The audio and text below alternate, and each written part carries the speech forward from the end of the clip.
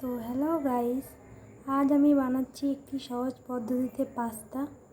প্রথমে পাস্তাটিকে সিদ্ধ করে নিয়ে রেখেছি, তারপর কেটে রেখেছি আলু কুচি, পেঁয়াজ কুচি, লঙ্কা কুচি ও টমেটো কুচি।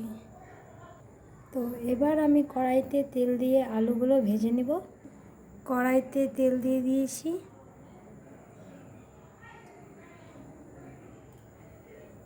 এবার কেটে রাখা আলুগুলো ভেজে নেব। কড়াইতে আলুগুলো দিয়ে দিচ্ছি।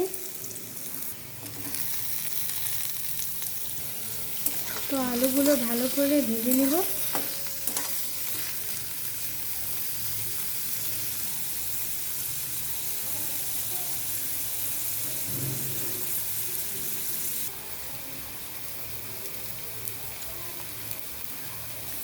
তো এবার আমি সামান্য পরিমাণে দিয়ে দিব লবণ হলুদ, সামান্য একটু হলুদ, সামান্য পরিমাণে একটু লবণ।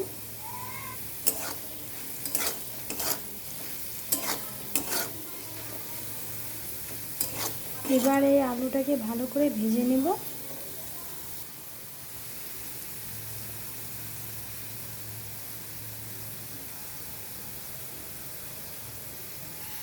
আমাদের আলু ভাজা হয়ে গেছে, আলুগুলো তুলে নেব। এবার ডিমটাকে ভেজে নেব।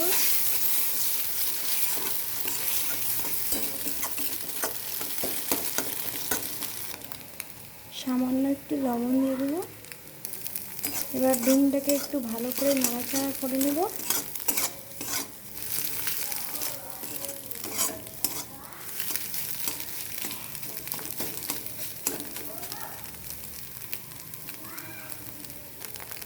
তো আমাদের ডিম ভাজা হয়ে গেছে।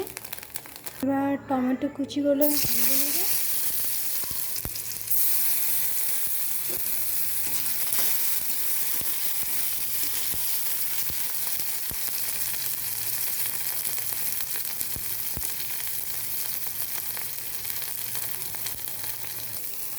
আমাদের টমেটো ভাজা হয়ে গেছে। এর মধ্যে পেঁয়াজ কুচি দিয়ে দেবো। এবার পেঁয়াজ কুচিগুলো ভেজে নেব। এবার এর মধ্যে লঙ্কা কুচি দিয়ে দেব।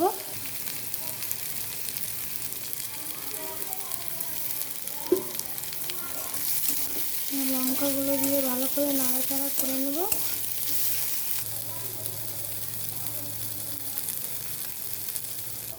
এর মধ্যে ভেজে রাখা আলু আর ডিম দিয়ে দিব। ভালো করে নাড়াচাড়া করে নেব।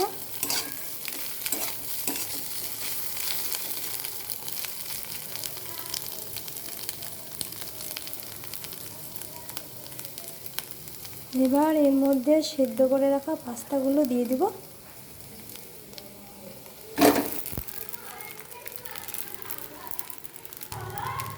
পাস্তাগুলো দিয়ে নাড়াচাড়া করে নেব ভালো করে।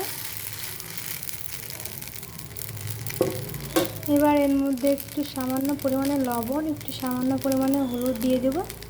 সামান্য পরিমাণে লবণ দিয়ে দেব, অল্প একটু হলুদ দিয়ে দেব। এবার এটাকে একটু ভালো করে নাড়াচাড়া করে নেব। এবার এর ভিতরে সোয়া সস দিয়ে দেব। 1 চামচ সোয়া সস দিয়ে দেব।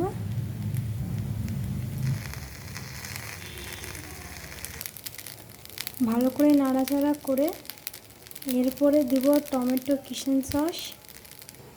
এবার দিয়ে দেব টমেটো সস।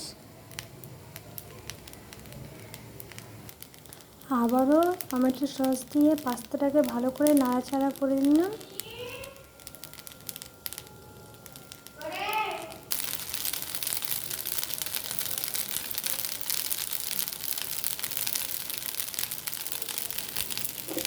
ভালো করে আমাদের পাস্তাগুলো ভেজে নেব।